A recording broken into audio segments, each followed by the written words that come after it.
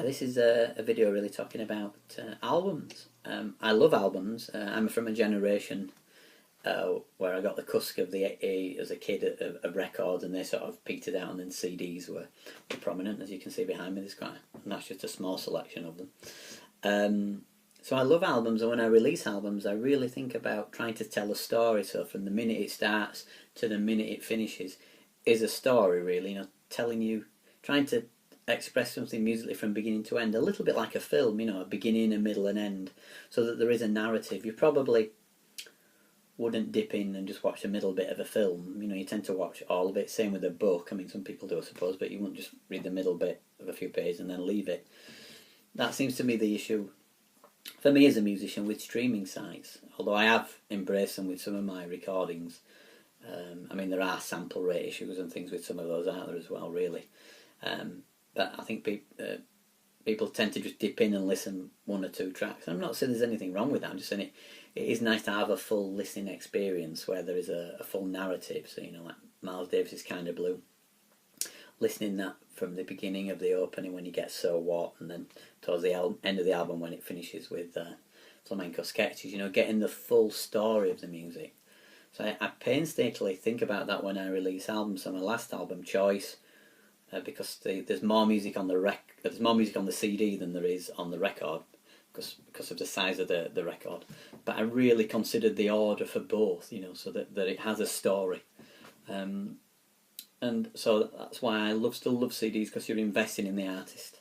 I know Spotify, the royalties come round and again, but they're not the same, obviously, as a physical copy sale, So albums are something that I absolutely love, and so if you have my albums, you can be rest assured how much I think about the story and how it starts and how it ends. So I have an album called Lightlessness, which is actually on Spotify, which you can listen to. And when I recorded that album, there was probably 3.5 to 4 hours of piano music, and so in the end it got distilled down to this 40 minutes.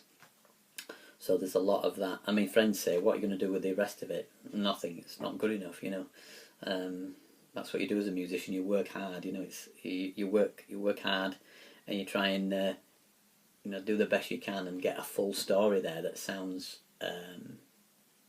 you get the quantity of expression, so it hopefully moves the listener. I love that phrase that that often the most personal thing is the most universal, and I think that's the way to work. And then you can compare things to CD and then to to vinyl. Vinyl is better, there's no doubt about it, if it's a good pressing and it's not been just a digital album, that's sort of kind of just being pressed from a digital copy straight onto record. Then there's not going to be that much difference there.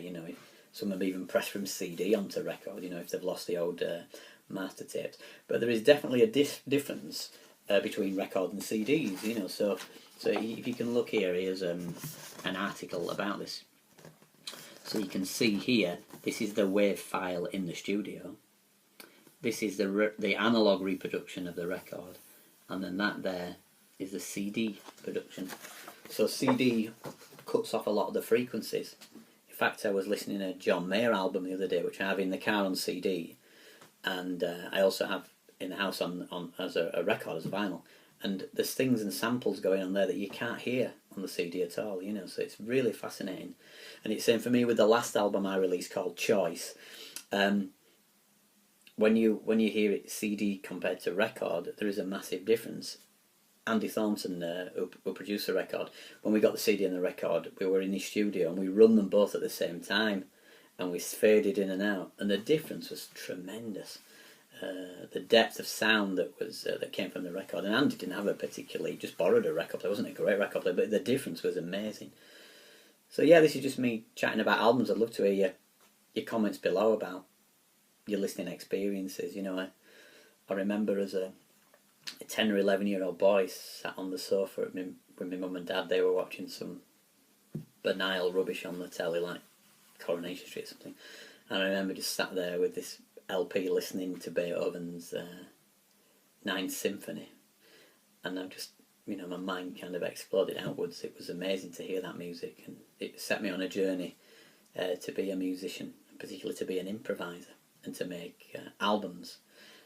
So yeah, this is me ranting about records. So long may they continue. Tapes as well, and I know CDs maybe don't have quite the same sound quality, but they're definitely better than MP3s, and also you're getting the full listening experience. So all my albums are on my website. You can see the link for that, and I have a Bandcamp called paulwilkinson1.bandcamp.com, and that's where you can download my albums at a higher bit rate, so you can have them at a higher wave file so that they sound fuller, and also you can order the limited edition records as well. So thanks for watching. Bye for now.